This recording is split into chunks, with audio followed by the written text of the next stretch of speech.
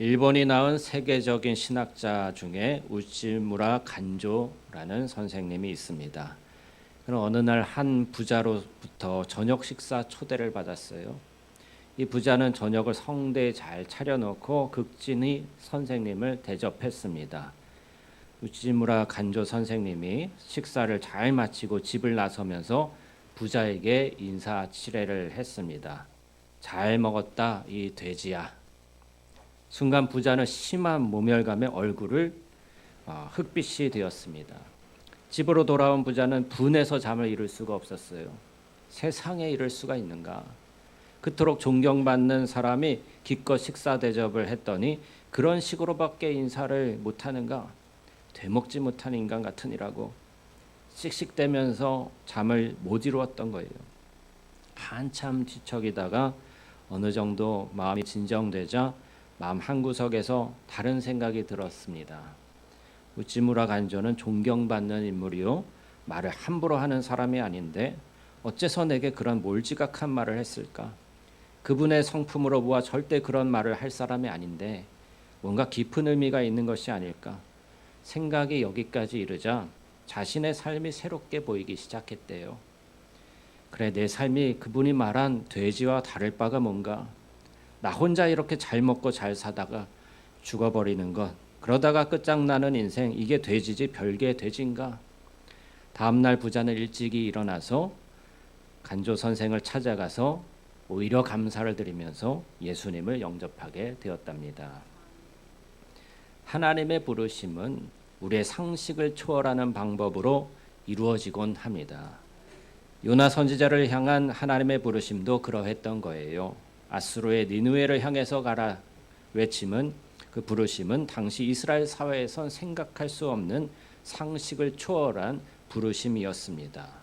왜 그러한지 한번 살펴보도록 하죠. 하나님의 말씀이 요나에게 임했어요. 너는 일어나 저 큰 성읍 니느웨로 가서 외쳐라. 그런데 요나가 어떻게 반응합니까? 그는 여호와의 얼굴을 피하려고 일어나 욥바로 내려갔어요. 히브리어 성경은 내려가다라는 동사 야라드를 성경에서 3번 반복하는데요. 욥바로 내려가고 또 배로 내려가고 또 잠으로 내려갑니다. 요나의 육체는 서쪽으로 향했지만 그의 영혼은 점점 하나님으로부터 멀어지고 있었던 것입니다. 욥바는 이스라엘의 서쪽 끝 항구였어요. 그리고 다시스는 고대 지중해의 서단 스페인 지역으로 추정되는 세상의 끝이었습니다. 요나는 하나님께서 부르신 동쪽을 향해 가야 하지만 그는 정반대 방향 서쪽을 향해서 나아가고 있었던 거예요. 왜 요나는 니느웨로 가기를 하나님의 부르심을 거절했을까요? 니느웨는 아수르 제국의 수도였거든요. 아수르는 이스라엘을 침략하고 위협했던 잔인한 적국이었고 당시 강대국이 될 그런 잠재력을 지닌 그런 나라였습니다.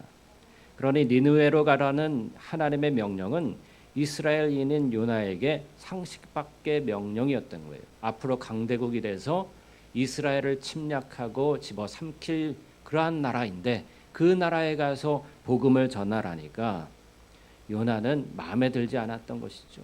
본능적으로 거부감이 생겼던 것이죠. 요나는 이방인의 구원을 또한 원하지 않았습니다. 이방인은 하나님의 저주를 받은 백성이요, 이스라엘 민족만 선택받은 백성이라고 생각했던 거예요. 특히 자기 민족을 괴롭히는 원수의 회개를 바라지 않았던 것입니다. 그리스 신화에 나오는 나르키소스라는 목동이 있어요. 나르키소스는 아름다운 외모를 지녔지만 누구도 사랑하지 않았습니다. 자기만 사랑했던 거예요. 그는 호수에 비친 자기 자신의 모습을 보다가 그만 자기와 사랑에 빠집니다. 호수에 비친 자신의 모습을 바라보다가 결국 물에 빠져 죽는 죽음을 맞게 돼요. 이 이야기는 자기만을 사랑하는 이기적인 사람이 어떤 비극을 맞게 되는지 알려주는 나르시시즘의 근원에 관한 이야기입니다. 오늘날에도 상담 심리학에서 이 나르시시즘은 중요하게 다루어지고 있어요. 자신의 성공을 위해서 주변 사람들을 수단으로 여기고 이용하고 자기 만족을 위해서 타인을 희생양으로 삼는 사람의 심리를 연구하는 것이죠.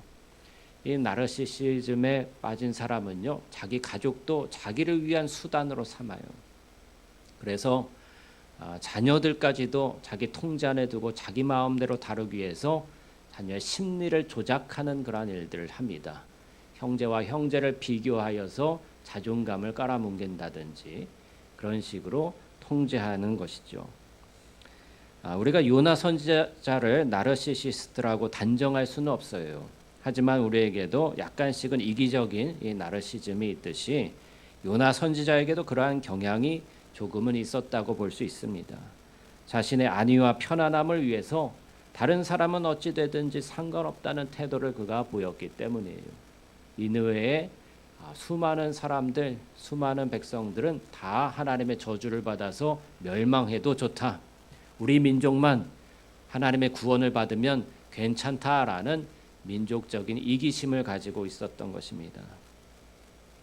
사랑하는 성도 여러분, 하나님께서 여러분에게 니느웨로 가라 말씀하실 때 여러분은 혹시 발걸음을 돌려서 욥바를 향해 가고 계시지는 않습니까?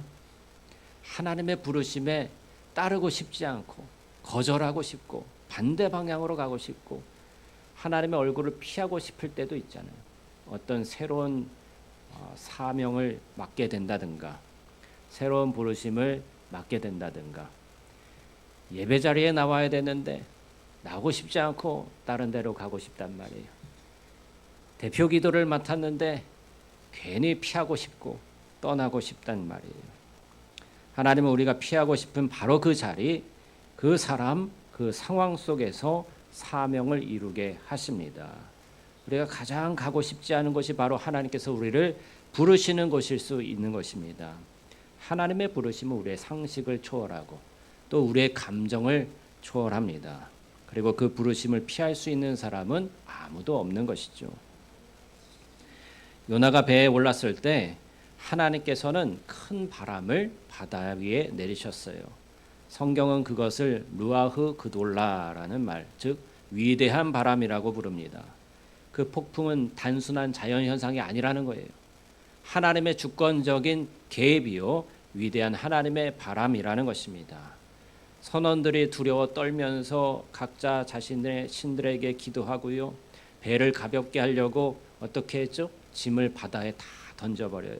모두가 필사적으로 살기 위해서 생명의 길을 찾고 있었습니다. 하지만 요나는 어디 내려가 있어요? 배 밑층에 내려가 있어요. 욥바로 내려가고 배 밑층으로 내려가고 더 깊이 잠으로 떨어져 버렸습니다. 육체가 피곤했기 때문이 아니라 하나님이 부르신 그 부르심의 사명이 너무 싫어서 그냥 잠으로 도피해 버리는 거예요. 여러분 우리도 영적으로 깨어있지 아니하면요 예배드리는 중에도 잠으로 빠져버릴 수 있어요. 하나님이 부르시는데 하나님이 응답해 주시고 말씀해 주시는데 그 말씀을 듣기가 싫은 거예요. 그래서 마음이 도피해서 잠 속으로 자꾸 피하는 것이죠. 여러분 주일날 피곤하다고 핑계대지 마십시오. 주일을 사모하는 사람은 토요일날 자기 관리를 잘하고 일찍 잠들기에 노력하는 거예요. 선장이 그를 깨웁니다. 자는 자여 어찌함이냐 일어나 내 하나님께 구하라. 혹시 하나님이 우리를 생각하사 우리를 멸망하지 않게 하시리라. 하나님을 믿지 않는 이방인 선장이에요. 그런데 오히려 선지자 요나를 깨웁니다. 그리고 기도하라고 합니다. 이 얼마나 역설적인 상황이에요. 우리가 기도하지 아니하면요 예수 믿지 않는 가족들이 왜 어머니 기도하지 아니하시냐고 할 때도 있잖아요. 그와 같은 상황인 것이죠. 우리가 주님을 찾지 아니하면요 믿지 않는 사람들이 오히려 우리에게 당신은 하나님 믿는 사람 아니냐고 왜 이렇게 믿음이 없느냐고 책망하게도 하는 것입니다. 결국 제비를 뽑으니까 누가 걸렸어요? 요나가 뽑혔어요. 선원들이 묻습니다. 네가 무슨 일을 하는 자냐? 어느 민족 사람이냐? 어디서 왔느냐?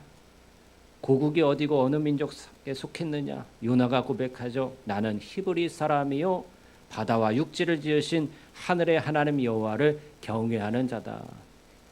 그리고 이어서 이렇게 말합니다. 나를 들어서 바다에 던져라. 그리하면 바다가 너희를 위해서 잔잔하리라. 이 큰 폭풍이 너희로 말미암아 일어난 줄을 내가 아노라. 나로 말미암아. 요나는 자신의 불순종이 이 재앙의 원인임을 알고 있었습니다. 그는 죽음을 각오하고 자신을 바다에 던지라고 했어요. 이러한 요나의 희생에서 우리는 예수님의 십자가를 또한 읽을 수 있어야 합니다. 사람들을 살리기 위해서 자신을 희생하는 모습. 요나가 비록 불순종하는 모습을 보였지만 그 이후에 재앙으로부터 사람들을 살리기 위해 자신의 생명을 던지는 그 모습이 있는 것이죠. 요나의 불순종은 하나님의 계획을 멈추게 할 수 있었을까요? 없었을까요? 멈추게 할 수가 없었던 거예요. 오히려 하나님의 섭리로 그의 불순종조차 구속의 도구로 바꾸어 나가십니다. 폭풍을 통해서, 제비 뽑기를 통해서, 심지어 요나의 입술을 통해서 하나님의 뜻이 이루어지고 있어요. 욥바로 도망치고 뱀이 창으로 도망치고 잠으로 피해도 하나님은 그를 흔들어 깨우게 하시고 큰 폭풍을 일으키시고 바람을 일으키셔가지고 선원들을 놀라게 하고 선장을 두려움에 빠지게 해서 오히려 그 사람들이 선지자 요나를 흔들어 깨워 기도하라고 하고, 요나는 그 입술에서 자신이 하나님을 믿는 사람이요 하늘과 땅의 하나님을 믿는 경외하는 사람이다라고 말하고 있는 것이죠. 여러분, 우리가 불순종하고 하나님께로부터 사명의 자리로부터 벗어나게 될 때요, 도망치려고 할 때요, 하나님께서는 우리의 상황을 흔들어 놓습니다. 큰 바람이 일어나게 하시고 위대한 바람을 일으키셔서 우리 한 사람 때문에 사명의 자리로 부르시기 위해서 온 나라를 힘들게 할 수 있는 거예요. 온 세상을 다 흔들어 놓으실 수 있는 거예요. 그러면 믿지 않는 사람들이 두려워 떨면서 교회를 바라봅니다. 교회여, 잠에서 깨어나라. 성도여, 잠에서 깨어나라. 기도하라. 너희 하나님께 구하라. 그리하면 하나님이 불쌍히 여기사 우리를 구원해 주실 줄 누가 알겠느냐. 여러분, 오늘날 이 나라가 혼란스럽고 굉장히 어려움에 빠져 있는데 세상 사람들이 말을 안 할지라도 교회를 향해서 기대하고 기다리고 있는 줄 믿습니다. 하나님의 부르심의 자리에 우리가 부르짖어 기도하며 이 나라를 위해서 기도해야 하지 않겠습니까? 폭풍 속에, 바람 속에, 바다에 빠져드는 이 침몰하는 배와 같은 이 나라를 위해서 하나님은 우리의 사명의 자리로, 기도의 자리로 부르고 계신 것입니다. 하나님은 우리의 불순종까지도 하나님의 영광을 위해서 사용하실 수 있는 분이에요. 처음에 선원들은요, 요나를 바다에 던지고 싶어 했을까요? 던지기 싫었을까요? 던지기 싫었어요. 왜요? 두려운 거예요. 한 사람의 생명을 우리 살겠다고 그냥 죽여버리면, 던져버리면 그 죄를 어떻게 감당할 수 있을 것인가 두려웠어요. 그래서 끝까지 노를 저어서 육지로 항해하려고, 돌아가려고 애를 썼습니다. 그렇지만 그렇게 할 수가 없을 정도로 바다는 흉흉했고 더 이상 소망이 없었어요. 그때 이방인 선원들이 보여준 인간 생명 존중에 대한 그러한 마음은 참으로 놀랍지 않습니까? 그들은 자신의 목숨이 위태로운 상황 속에서도 한 사람의 생명을 아끼려 했습니다. 그때 그들은 여호와께 부르짖습니다. 여호와여, 이 사람의 생명 때문에 우리를 멸망시키지 마옵소서. 무죄한 피를 우리에게 돌리지 마옵소서. 주 여호와께서는 주의 뜻대로 행하심이니이다. 예수님의 기도가 생각나는 장면 아니에요? 저들의 죄를 저들에게 돌리지 마옵소서. 저들이 하는 일을 알지 못함입니다. 스데반도 그렇게 기도했었죠. 그러나 그들은 이 죽음의 상황 속에서 요나를 바다에 던졌고 곧 폭풍이 그쳤습니다. 바다가 잔잔해졌습니다. 그 순간 그 이방 선원들이 여호와를 크게 두려워하면서 여호와께 제물을 드리고 서원을 하는 거예요. 놀라운 일이 벌어진 것입니다. 이방인들 가운데 여호와 하나님의 이름이 알려지게 되었고 복음이 선포되었고 그들이 믿음으로 반응하게 되었다는 것입니다. 요나의 불순종 속에서도 이방인들의 예배가 시작된 거예요. 여러분, 우리가 이 세상을 위해서 하나님의 말씀에 불순종할 때에 하나님이 큰 폭풍을 일으키시잖아요. 그러면 우리는 어떻게 해야 될까요? 나 살겠다고 세상 다 버릴까요? 아니에요. 세상을 위해서, 믿지 않는 자들을 위해서 우리 자신 한 사람을 희생하는 모습을 보일 때에 하나님은 그 일을 위해서 온 세상을 구원하시는 놀라운 구원 역사를 이루어 주실 줄 믿습니다. 17절 말씀 보시죠. 마지막 절입니다. 그 사람들이 여호와께서 이미 큰 물고기를 예배하사 요나를 삼키게 하셨으므로 요나가 밤낮 3일을 물고기 뱃속에 있으니라. 아멘.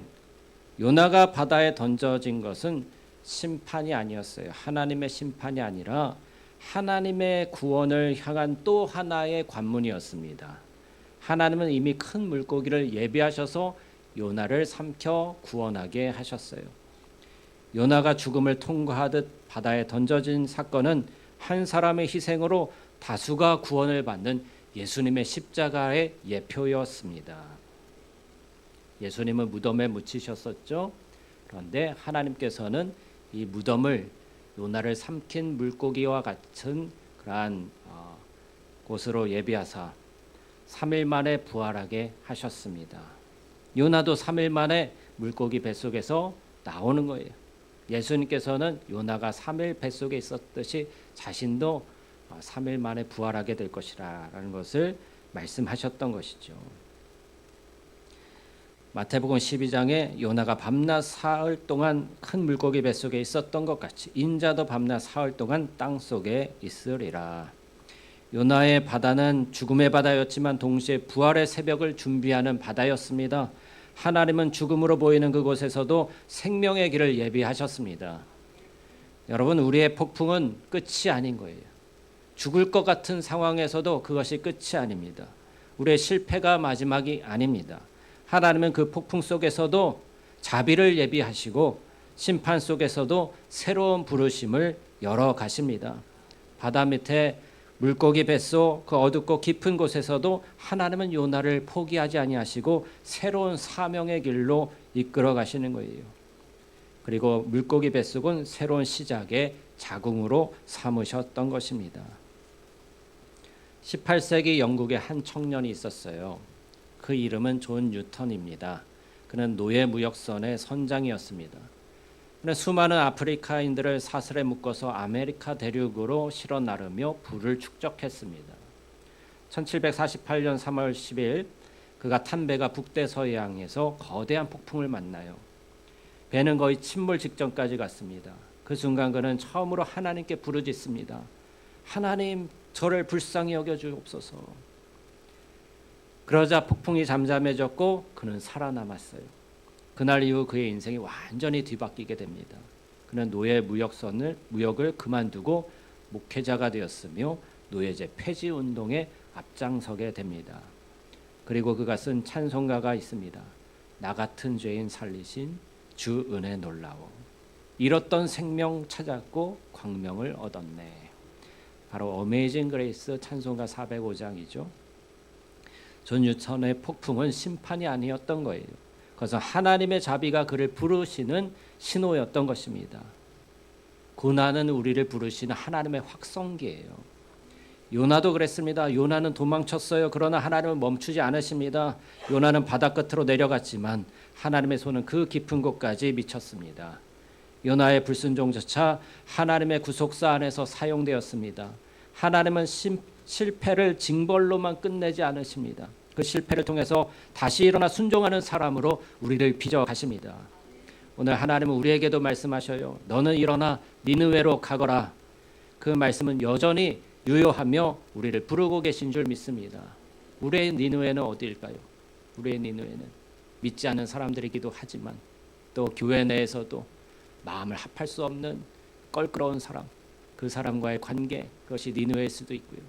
가정 내에서 어려움을 겪는 관계의 문제, 그것이 하나님이 부르시는 니느웨일 수 있는 거예요. 복음을 적용해서 그리스도의 사랑으로 나 자신을 희생하며 그 사람을 살리기 위해서 나를 희생하라는 그 부르심일 수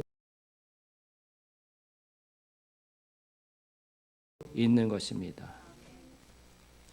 여러분, 나의 욥발을 떠올려 보십시오. 내가 피하고 있는 그 자리, 그 사람, 그 결정이 무엇입니까? 바로 그것이 하나님이 나를 부르시는 자리입니다. 내가 깊은 잠에 빠져 있을지라도 내가 잘못된 방향으로 달려갈 때에도 하나님은 나를 흔들어 깨우시고 다시 세우십니다. 나의 연약함이 하나님의 계획을 멈추게 할 수 없습니다.